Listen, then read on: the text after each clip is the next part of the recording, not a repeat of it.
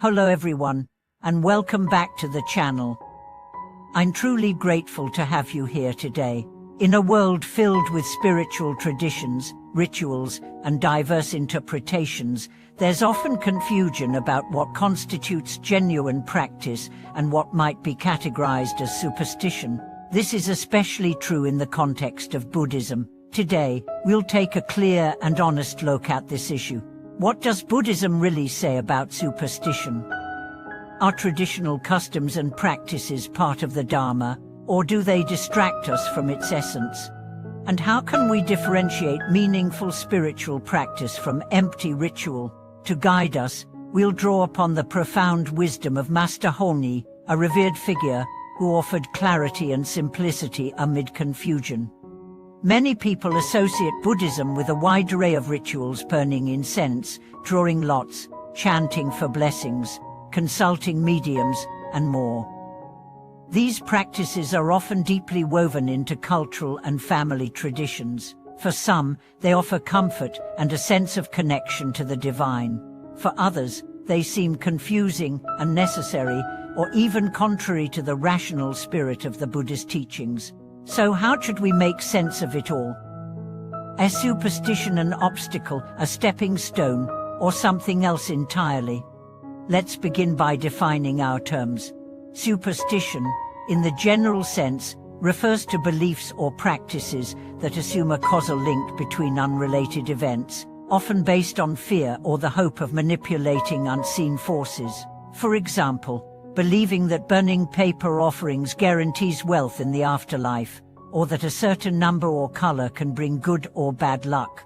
These beliefs often arise from a desire for control in an unpredictable world. But the Buddhist path is not about controlling fate through rituals. It is about awakening, seeing things as they truly are.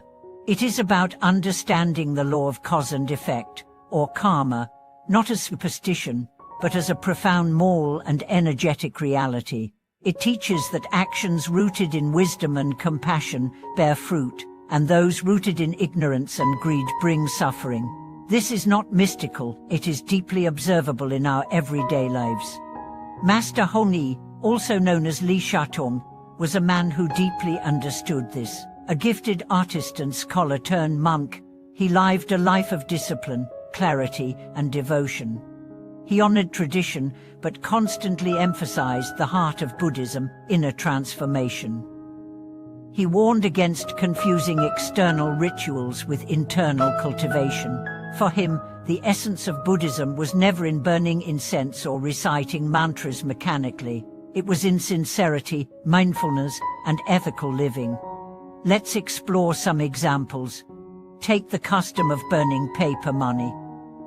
This tradition, common in Chinese ancestral worship, involves burning symbolic currency to provide for deceased loved ones in the spirit realm. While it may have cultural meaning, it has no basis in Buddhist doctrine.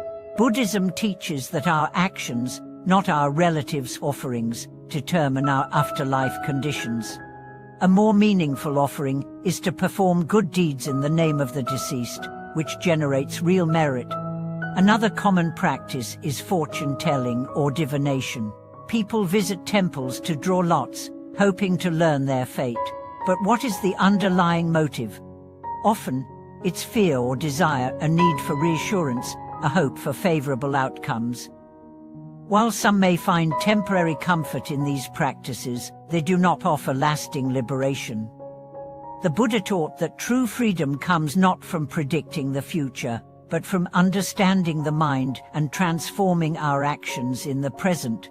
Even chanting can become superstition if done without mindfulness. If we repeat mantras, thinking they will magically fix our problems while continuing to act with greed, anger, and ignorance, then chanting becomes mechanical, not transformative.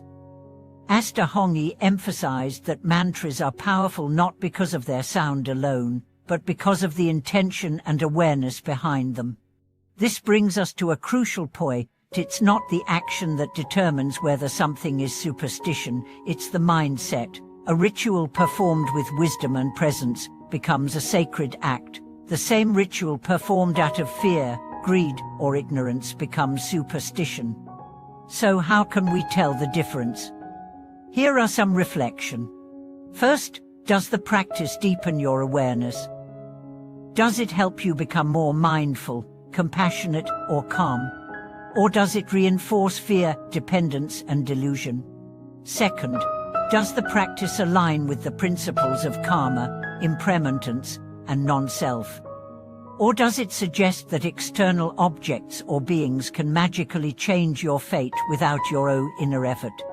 Third, does the practice cultivate humility and sincerity? Or does it feed ego, pride, and control? Master Hongyi's approach was simple yet profound: return to the essence. Instead of relying on outer forms, cultivate inner sincerity. Instead of chasing blessings, cultivate virtue. Instead of fearing ghosts or bad luck, understand the causes of suffering and take responsibility for your life. He once said that the real temple is the heart. The true altar is where your intention is pure, your actions are kind, and your mind is clear. He reminded us that Buddhism is not about superstition, it is about awakening. And here's the beautiful paradox. When we let go of superstition and return to clarity, even rituals become meaningful again. Lighting incense becomes an offering of presence, chanting becomes a vibration of love, bowing becomes a gesture of humility. These actions are not discarded, they are transformed. Let's be honest. Superstition often arises when we are afraid. Afraid of loss, of death, of the unknown. But Buddhism doesn't ask us to fight fear with rituals, it asks us to face fear with wisdom. It teaches us that everything changes, that death is part of life, that suffering can be a teacher, and that we already have within us the capacity for peace. So what should we do when we encounter practices that feel superstitious? Approach with curiosity, not judgment. Ask what the practice means. Ask what it awakens in you. If it helps you become more mindful, more compassionate, more honest, embrace it. If it reinforces illusions, release it.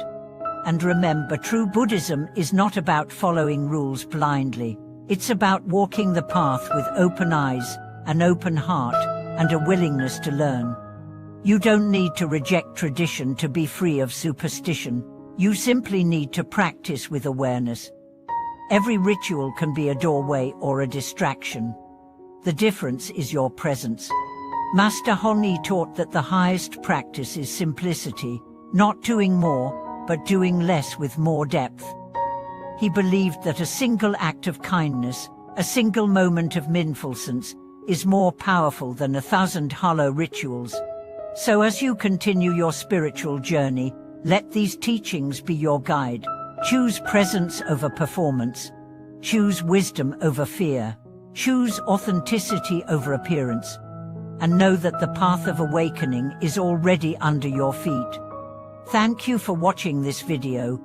If these reflections on superstition and genuine practice touched you, please leave a comment and share your experiences or questions. Like the video, subscribe to the channel, and turn on notifications so you never miss another episode.